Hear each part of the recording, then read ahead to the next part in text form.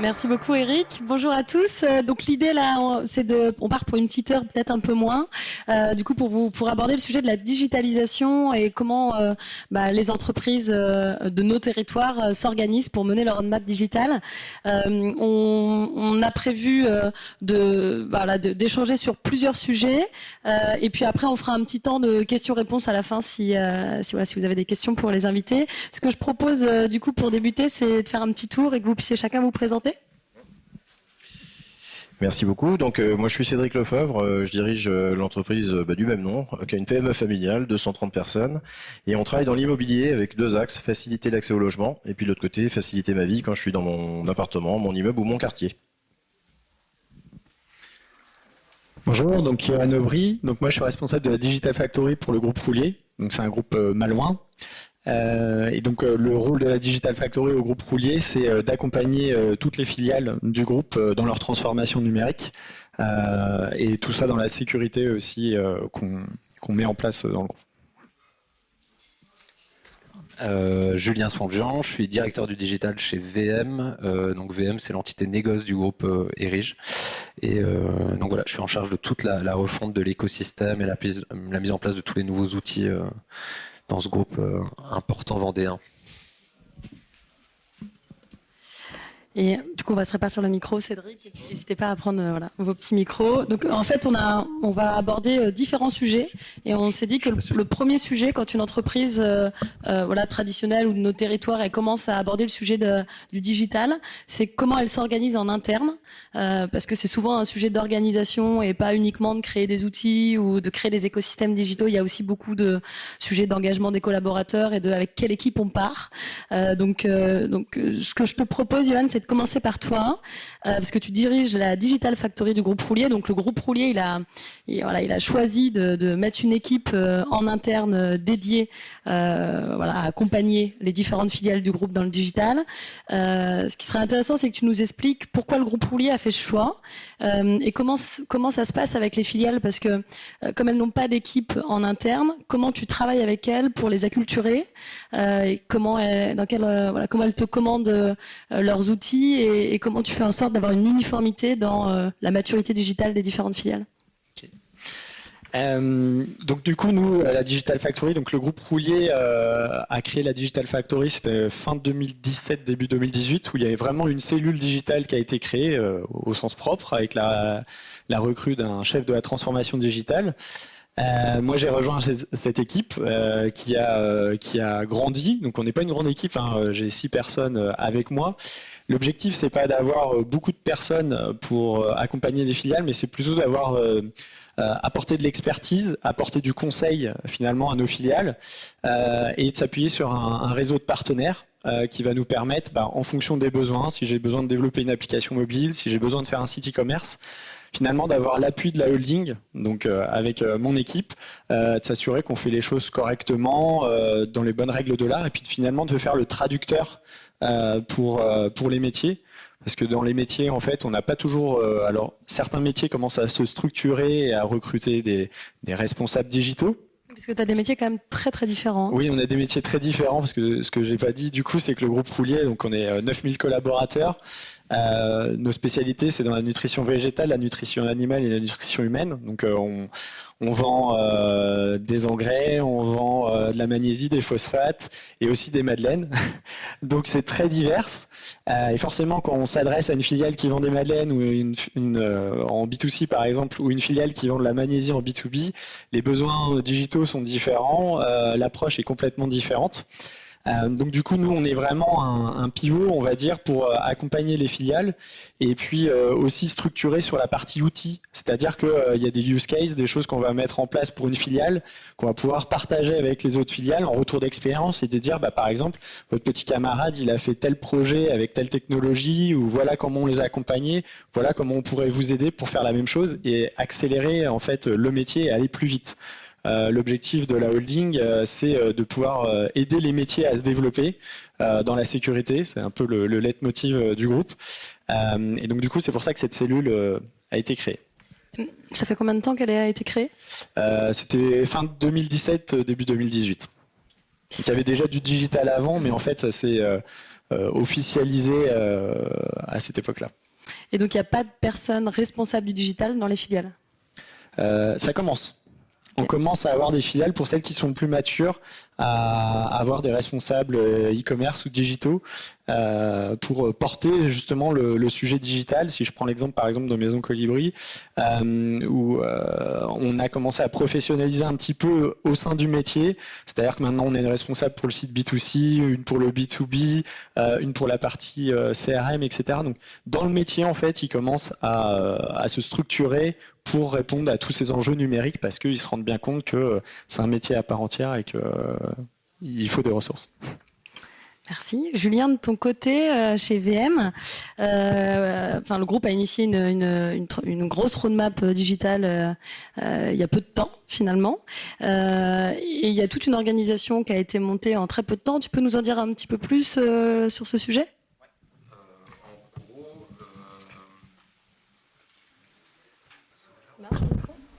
Est-ce que ça marche? Ouais. Début 2021, en fait, il y a eu toute une vision digitale qui a été écrite sur les 5 prochaines années. Et donc, en gros, il a été décidé de scinder, parce que dans beaucoup d'entreprises, souvent, le marketing et le digital peuvent être la même équipe. Donc, il a été décidé de scinder, en fait, ces équipes, de créer, en fait, une entité digitale qui puisse, en gros, apporter une réponse à tous les enjeux qui avaient été définis dans cette vision digitale. Chez VM, on va dire qu'elle a 3 grands pans. Il y a la réalisation d'un nouvel écosystème, donc un site internet, un référentiel article, application mobile, des choses comme ça. D'un autre côté, on a la digitalisation des points de vente. Donc, comment est-ce qu'on arrive à amener en fait de la fluidité et en fait une continuité dans l'expérience, qu'elle soit sur le digital ou derrière en point de vente. Et le dernier point, en gros, qui découle des 2 autres, c'est que ça demande une conduite du changement. Et donc, il y a une digitalisation des process et il y a un besoin d'accompagnement de toutes ces personnes. Donc, en gros, on a structuré l'équipe en conséquence. Donc, moi, j'ai pris la direction de cette équipe. Et derrière, on est venu en fait mettre des collaborateurs par rapport à chacun des projets clés pour pouvoir en fait mener de front tous ces projets. Et en parallèle, pour être sûr que en gros cette vision du digital elle soit vraiment partagée par tous, en fait, on a identifié des parrains, des collaborateurs clés qui en gros vont travailler sur des mini-projets pour pouvoir eux derrière en fait porter la bonne parole en fait auprès de tout le monde et pouvoir derrière en fait défendre le digital auprès de leurs clients et de leurs collaborateurs, etc. Ça fait combien de personnes à peu près entre les sponsors et l'équipe dédiée au digital ? On est 6, en sachant qu'on a ralenti un peu le recrutement pour ne pas aller non plus trop vite, parce que la conduite du changement, c'est le nerf de la guerre dans ce genre de projet. Donc on est 6 au niveau du digital. Il y a entre 10 et 15 collaborateurs qui nous accompagnent au quotidien. Et on doit avoir entre 10 et 15 partenaires qui nous aident justement à mettre en place ces différents projets. Donc ça va de l'étiquetage électronique en point de vente à la mise en place d'une solution pour pouvoir projeter son carrelage, à la réalisation du site, à un prestataire qui va nous accompagner sur la mise en place du PIM ou des choses comme ça. Donc voilà, partenaire clé plus équipe réduite pour pouvoir mener de front tous ces sujets. Merci beaucoup Julien. Et Cédric, toi ça fait 5 ans que tu as initié ta roadmap digitale au service de tes usagers, donc dans l'immobilier. Et tu es passé par plusieurs types d'organisations. Et donc tu as des choses, t'as un retour d'expérience en tout cas de sujets qui a marché, d'organisation qui a marché. Et là tu testes une autre organisation. Est-ce que tu peux nous en dire un peu plus ? Alors si tout avait marché, j'aurais pas changé. Donc du coup, il y a des choses effectivement qui ont changé. Il y a 5 ans, même à partir de 2015, on s'est posé des questions en se disant il est temps en fait pour nous de prendre le virage du numérique et du digital. Donc comment est-ce qu'on peut le faire dans nos métiers pour pas être un moment déphasé. On a bien fait de le faire parce qu'aujourd'hui, 25% à peu près du chiffre d'affaires de l'entreprise, il est fait hors territoire, c'est-à-dire hors des agences qu'on peut avoir comme autour de Nantes. Et s'il n'y avait pas eu le digital, il y aurait 0% du chiffre d'affaires qui serait fait autour. Et puis les capacités en fait de progression en fait de l'entreprise, elles sont beaucoup en fait sur ces sujets-là, parce qu'on travaille pas aux mêmes échelles de territoire. Donc les différentes organisations qu'on a essayées, elles étaient liées avant tout au fait qu'on avait dans l'entreprise différents silos, différents services en fait qui fonctionnaient pas beaucoup ensemble d'ailleurs, hein, et on a des services qu'on a démarré en fait ex nihilo. On est parti d'une feuille blanche et là c'était facile en fait de faire adhérer en fait à la logique moderne, digitale, process, etc. Ce qui n'était pas du tout la même chose dans des services que je qualifierais plus d'historiques dans l'entreprise. Et donc la difficulté que nous on a pu rencontrer, elle était avant tout liée aux capacités des responsables des métiers à porter la transformation digitale en même temps en fait que le souhait de la direction sur ces sujets-là. Et donc du coup derrière ça nous a amené à avoir des services où on est parti hyper en avance et j'ai une entreprise moderne, on va dire ça comme ça. Et de l'autre côté on a des services en fait qui ont pris du retard. Et un des choix que j'ai fait suite au bilan en fait de ces dernières années et du non-avancement comme on l'avait souhaité de ces changements en fait quoi, bah c'était d'organiser les choses différemment en regroupant et en sortant en fait de l'entreprise des BU en fait à 3 BU avec fort potentiel et à en faire des startups du coup. Tu as revu un peu ton mode d'organisation pour être plus proche des métiers. En tout cas, tous ceux qui avaient une forte croissance possible et la nécessité en fait d'avoir un porteur de projet autonome, on a isolé en fait effectivement ces activités. Merci pour ça. L'idée maintenant, c'est aussi de comprendre quand on travaille sur une roadmap digitale, il y a beaucoup de choses qu'on peut en tout cas mettre en place sur étagère. Voilà, des ERP, des outils SaaS qu'il y a de plus en plus et qui permettent d'accélérer à la fois le business ou du coup l'aide à la décision. Et parfois, on fait le choix de faire des outils spécifiques. Donc, on va surtout parler de ça. Pourquoi du coup on développe des outils spécifiques, quel intérêt et du coup pour quelle valeur. On va continuer avec toi, Cédric. Ton côté, tu as développé tout un écosystème digital qui s'appelle My Proximity, qui permet de faciliter les échanges avec son syndic tout en animant le quartier. Qu'est-ce qui t'a amené à créer un produit comme le Friend Startup, du coup avec une roadmap assez ambitieuse? Pourquoi tu as fait ce choix-là? Moi, j'ai fait le choix parce qu'on a déjà écouté les clients. C'est-à-dire que il y a 5-6 ans, en fait, on a eu des aménageurs, des promoteurs qui ont commencé à imaginer des quartiers sur lesquels ou des grosses opérations sur lesquelles on pouvait, parce qu'elles étaient justement plus importantes, amener un certain nombre de services destinés à faciliter la vie des usagers, des habitants en fait du quartier. Et donc du coup, pour pouvoir répondre en fait à ce type de besoins, on est parti sur la solution outil. Et l'outil, c'était une application que tu as développée du coup et tes équipes. Et derrière en fait l'application, il y avait aussi en fait tout l'écosystème qui qu'on n'avait pas imaginé comme étant si large que ça, avec lequel on a travaillé sur la stratégie avec d'autres personnes dans la salle. Et c'était une bonne idée parce que ça nous a permis effectivement d'avoir un différenciant. C'est-à-dire qu'aujourd'hui, même si on a un certain nombre de métiers qui sont un peu à la traîne, qu'on aimerait transformer un peu plus vite que ce qu'ils font, mais les choses sont lancées, c'est différenciant. Le fait d'avoir un outil propre à l'entreprise nous a permis d'être fléchés sur un certain nombre de sujets sur lesquels on ne serait pas s'il n'y avait pas ces outils-là. Et aujourd'hui, la croissance en fait de ces métiers, nous, par exemple, très concrètement, chaque année, il y a à peu près 1500 nouveaux logements qui viennent rejoindre l'entreprise sur les différents territoires. Si j'avais pas eu cet outil et cet écosystème en fait derrière, il n'y aurait pas de croissance. Donc un outil propre à l'entreprise, c'est juste en fait impératif et c'était un très bon choix de l'avoir fait à l'époque, même si les modalités sont jamais... Mais celui qui connaît la fin de l'histoire avant d'avoir commencé, qui me donne la recette. Merci Cédric. Julien, de ton côté, vous êtes en refonte du site e-commerce qui arrive au printemps pour essayer de travailler une proposition digitale qui soit, on va dire, plus proche des utilisateurs. Pourquoi avoir fait le choix de ce nouveau site et aussi de passer sur le support mobile ? En phase en fait de cadrage, on a été chercher en fait le besoin auprès de nos utilisateurs, auprès de nos collaborateurs, etc. On s'est rendu compte que le site internet allait répondre à certaines problématiques, à certains parcours, donc et que derrière, en gros, nous on avait des utilisateurs quand ils vont en point de vente, que ce soit des artisans ou des choses comme ça.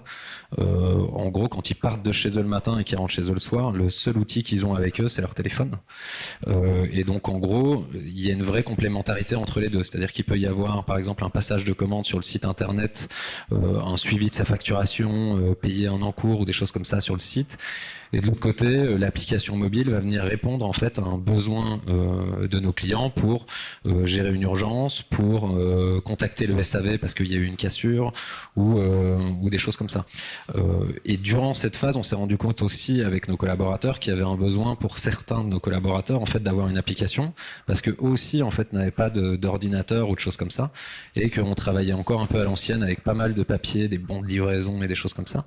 Donc voilà, il y a deux choses structurantes qui viendront l'année prochaine, une application pour nos clients et une application pour toute la partie livraison, donc ce qu'on appelle une application chauffeur magasinier, qui doit permettre en gros sur la dernière étape de la commande d'un client de réussir à la digitaliser et simplifier en fait le travail de nos collaborateurs. Et Johan, de ton côté, je propose qu'on prenne le cas d'usage de la Madeleine, qui parlera peut-être plus à tout le monde. Comment t'as aidé justement Maison Colibri à se développer? Je sais pas s'il y en a qui connaissent ou qui sont consommateurs de Maison Colibri, ça vous parle? Sur le site, ils font des voilà, bonnes Madeleines. Du coup, nous, sur Maison Colibri, au départ, on est parti, on est toujours sur un CMS. On est parti un peu en mode start-up, c'est-à-dire qu'on voulait tester le business model. Donc, on est parti avec un CMS qui n'était pas du tout en adhérence avec le SI, donc gestion des stocks, des produits, etc. Tout ça s'est fait en autonomie, ce qui nous a permis en fait de faire nos preuves.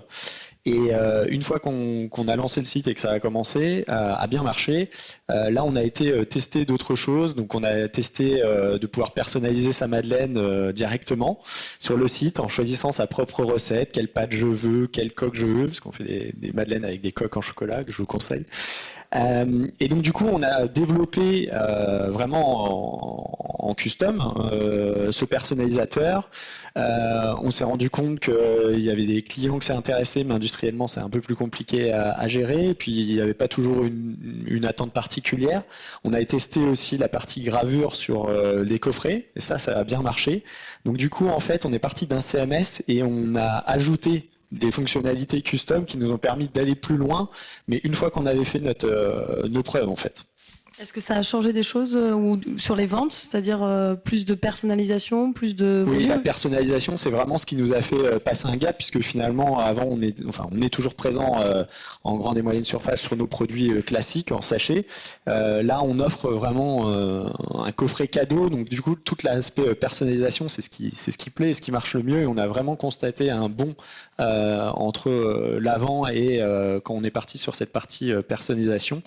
Et on continue de développer sur des parties custom et justement de l'intégration avec l'ERP, etc. Des choses qui ne sont pas forcément natives aussi avec des outils du marché, de pouvoir intégrer ça avec notre système d'information et de le faire évoluer et aussi de customiser pour nos expéditions, les préparateurs de commandes, etc. Et d'avoir au moins un socle technique, mais qu'on puisse faire évoluer assez simplement. Oui, parce que dans toutes vos organisations, souvent quand on commence à customiser et à faire des produits un peu plus spécifiques sur le digital, c'est souvent pour avoir on va dire un minimum de retour sur investissement, parce que on sort un petit peu des prix industrialisés. Donc il y a quand même une démarche ROI qui est assez importante dans la manière dont c'est traité. C'est ça. Et puis le fait de faire du sur-mesure, forcément des outils du marché ne nous permettent pas toujours de le faire. Mais au départ, ce qui était vraiment important, c'était vraiment de faire ses preuves. Et bon, une fois qu'on a créé les outils, ce qui est important, c'est de créer une dynamique utilisateur. Alors, on peut le faire avant, pendant ou après. Et donc, c'est ce que du coup vous avez fait tous, ce que vous êtes en train de faire. Cédric, toi, tu as 600 résidences, si je me trompe pas. Et tu es dans un métier qui est pas du tout digital native. Comment tu as fait pour créer de l'adhésion auprès de tes usagers? Comment tu fais? Alors, comment on fait pour créer de l'adhésion? On a un taux d'efficacité et de prise en main et d'utilisation de l'outil qui est bien supérieur quand ce sont des nouveaux clients qui arrivent en fait sur un territoire, qui arrivent sur un nouvel immeuble et qui du coup sont ouverts au changement. En fait, on a le même sujet qu'avec les salariés. C'est la même logique en fait, quoi. Et c'est-à-dire il y a des moments dans la vie où on est prêt en fait à changer les habitudes. Et quand on arrive en fait sur un nouveau projet de vie, hop, là du coup on s'adapte en fait aux solutions qui sont proposées. Donc on a un taux de pénétration en fait qui est beaucoup plus efficace sur les nouveaux immeubles que sur les anciens, puisque quand on a vécu pendant 10 ans en fait avec une certaine habitude, l'outil en fait en tout cas pour notre partie, avait été pensé plutôt pour les nouveaux besoins. Donc grosso modo les services autour de l'immobilier. Quand il y a moins de services autour d'un immeuble qui fonctionne sans ça, les gens ils utilisent moins l'outil. Ils l'utilisent pour ses fonctionnalités, ma relation avec mon gestionnaire. J'ai un problème, je prends une photo, j'envoie ça, la communauté le voit, mais beaucoup moins sur les autres outils, quoi. Donc on est plus efficace quand on arrive à travailler avec des gens qui sont ouverts en fait au changement. Et quand c'est pas le cas, faut. Qu'est-ce que tu fais quand c'est pas le cas du coup? Alors quand c'est pas le cas, c'est aussi la même logique, c'est-à-dire former, démontrer l'utilité.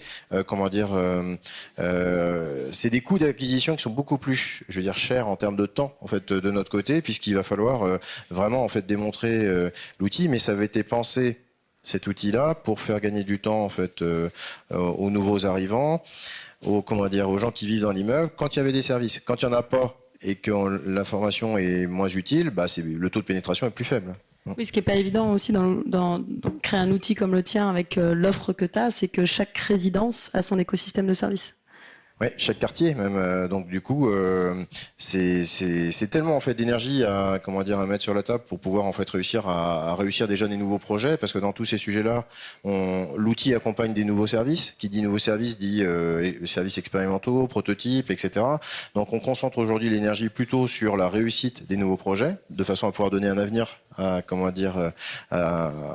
ces produits, plutôt que de devoir à tout prix vouloir conquérir en fait une population qui est moins sensible à ça.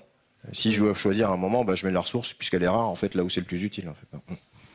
C'est bien normal. Et du coup, Proximity te permet aussi de te différencier de tes concurrents.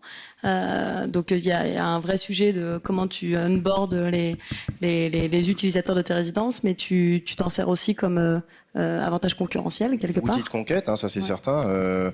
Les services qui sont portés à l'intérieur de l'offre digitale permettent vraiment de faire la différence et d'être choisi en fait sur un territoire plutôt que sur un autre. Où là par exemple on accompagne des collectivités, Nantes Métropole Aménagement, on les avait accompagnés sur le futur quartier de Pierre-Mille, et c'est grâce en fait à l'écosystème My Proximity et aux solutions en fait qu'on a été choisi pour les accompagner sur des missions pour réfléchir ensemble à comment est-ce qu'on imagine la vie de ce futur quartier. 1000 logements, 30 000 mètres carrés de bureaux. Comment est-ce qu'on fait pour être malin, pour pouvoir trouver en fait des solutions pour accompagner toutes les ambitions environnementales du quartier. Donc grâce à l'outil, grâce à l'appli. Tout simplement, par exemple, peut-être en rapprochant les logements des emplois de façon à ce que on fasse moins de kilomètres en voiture. Et l'application, elle va servir à ça. Merci Cédric. Julien, toi tu es en phase encore de pas de conception mais de développement, on va dire, d'intégration. Du coup tu as intégré les utilisateurs, les futurs utilisateurs dans la démarche. Et comment tu les as intégrés en amont de la démarche et comment tu prévois de les intégrer pour le lancement? En gros, au tout début du projet, on a décidé de tout remettre à plat. C'est-à-dire qu'on venait de sélectionner les partenaires suite à l'appel d'offres. Et en gros, on a décidé de faire une phase de cadrage, d'idéation. En fait, on est parti en point de vente. Et donc, on a été rencontrer plein d'utilisateurs, à la fois des collaborateurs, tout type de métiers, des clients. Et en gros, on a essayé d'imaginer, en gros, quels seraient les services de demain, mais on les a imaginés en fait avec l'ensemble des utilisateurs et des collaborateurs. Pourquoi ? Parce qu'on n'avait pas envie en fait d'imaginer des choses qui, au moment où elles sortiraient, en gros, seraient même pas utilisées parce que ne correspondant pas à un besoin, à un usage de nos collaborateurs.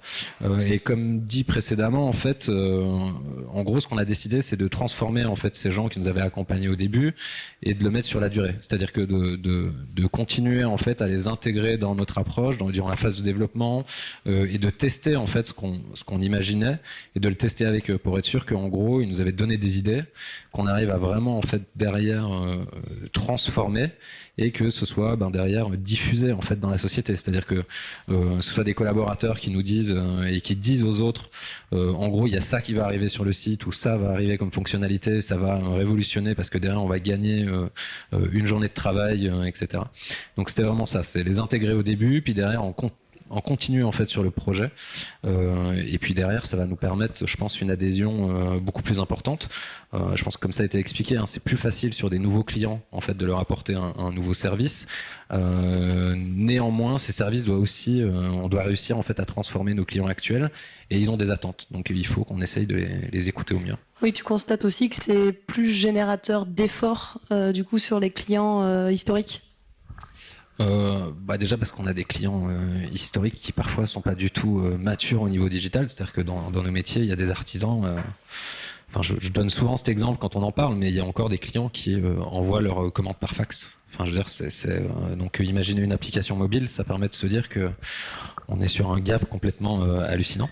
Donc oui, ça peut être plus compliqué, mais à partir du moment où ils ont compris la valeur ajoutée et qu'ils ont vu en fait ce que ça pouvait leur apporter, il n'y a plus forcément de débat. Donc un utilisateur qui a été très difficile à convaincre, derrière sera vraiment un ambassadeur extrêmement important. Donc derrière, et ça arrivera au courant de l'année prochaine, l'objectif ça va aller d'aller à la rencontre en fait de ces utilisateurs, de nos clients, et de leur présenter en fait les services que ça va leur apporter, justement voilà, pour permettre l'adhésion de tous ces nouveaux outils et services. Top. Johan, on va parler d'une autre de tes filiales, sortir de la Madeleine. Voilà. Et l'idée, c'est un peu que tu nous expliques justement comment tu as réussi à travailler avec cette filiale pour l'amener, en tout cas, à avoir une vision plus utilisateur-centrique, en tout cas plus orientée utilisateur. Et qu'est-ce que ça a apporté à cette filiale ? Je dis pas le nom parce que tu le diras beaucoup mieux. Donc c'est une filiale qui s'appelle Newen, en fait, qui fait des produits à base d'algues. Et c'est des produits qui sont à destination de la nutrition santé, de la cosmétique ou même les solutions environnementales pour le traitement de l'eau, par exemple. Donc c'est des produits bien spécifiques qui sont sur mesure. Et quand on a fait la refonte de leur site web, avant on avait un site web, on va dire classique, vitrine, où on dit toutes les bonnes choses sur la société, sauf qu'on ne pensait pas trop à l'utilisateur. Donc en fait, quand on a fait la refonte, on l'a repensé à la fois pour nos prospects qui vont s'intéresser à nos produits et donc du coup qui vont avoir besoin d'informations. Donc on a refondu le site un peu comme un site e-commerce, sauf que à la place d'ajouter au panier, on va contacter dans la fiche produit un commercial, sauf que cette information-là, on va pouvoir mieux la traiter et aussi embarquer nos commerciaux, nos chefs de marché, parce que si je caricature un petit peu, avant, on avait un nombre de contacts qui arrivait dans une boîte mail à la communication qui était retransféré aux commerciaux, mais il n'y avait pas de suivi. Là, l'objectif, et ce qu'on est en train de mettre en place avec la refonte de ce site, c'est finalement d'avoir un fil conducteur, c'est-à-dire que le client, le prospect qui arrive sur le site, il a un besoin d'un produit et c'est du sur-mesure, et du coup, on va le prendre en charge dès son expérience sur le site, et ensuite quand il va être pris en charge par le chef de marché qui aura reçu l'information que tel prospect de telle zone s'intéresse à tel produit, ça va retomber dans son CRM, au moins il va avoir une expérience avec le client où il va savoir déjà qu'est-ce qui l'intéresse, etc. Et ça, c'est une vraie différence d'approche, puisque même au niveau des commerciaux, ça nous permet de leur montrer que finalement, un site web, c'est un canal d'acquisition pour eux de prospects.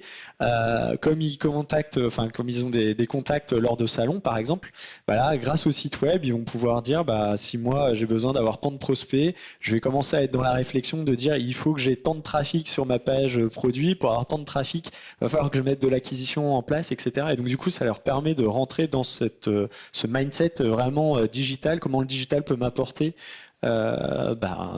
du business. Voilà.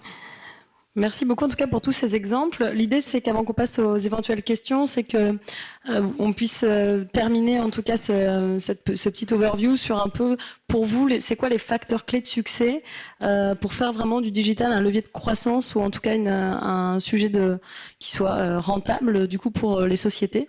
Du coup on va commencer par toi Johan, comme tu es celui qui vient de plus loin. D'accord. Moi 3 mots, je vais dire les 3 mots, après je vais expliquer pourquoi. Je dirais simplicité, indicateur ou KPI, et puis l'engagement. Simplicité, pourquoi ? Parce que bien souvent, les métiers, ils ont envie de faire plein de choses, plein de fonctionnalités, que ce soit sur leurs applications, leur site web. Et des fois, ils oublient l'essentiel et de se dire, commençons simple. Mettons en ligne quelque chose, sinon on rentre dans le système un peu de tunnel, c'est-à-dire que on sort jamais l'application, on sort jamais le site web parce qu'on veut quelque chose de parfait, parce qu'on se dit toujours qu'il y aura une fonctionnalité en plus et on redécale la date de mise en production, sauf qu'en fait, potentiellement on perd des contacts clients, on perd du business, on perd plein de choses qu'on pourrait déjà acquérir, même si le produit est pas parfait, mais pour moi en tout cas, il faut faire simple, il faut lancer le produit. Le deuxième, c'était la partie indicateur ou KPI. Tout ce qui se mesure s'améliore et j'en ai eu l'expérience, c'est-à-dire que dès que j'ai mis des tableaux de bord, des petits indicateurs très simples, où j'ai demandé au métier, mais c'est quoi l'objectif? Vous avez un formulaire web ou une application, on va regarder le taux d'utilisation, le taux de transformation, etc. En fait, ils se trouvent embarqués quand je leur envoie un reporting toutes les semaines ou tous les mois à se dire ah ouais, mais j'en ai 10, mais comment je pourrais faire pour en avoir 20, etc. Et donc, du coup, on rentre dans une discussion qui est saine. Donc, pour moi, les indicateurs, c'est vraiment quelque chose de crucial qu'il faut mettre en place dès le départ. Et la troisième chose, c'est l'engagement. L'engagement, que ce soit pour les équipes métiers ou les dirigeants.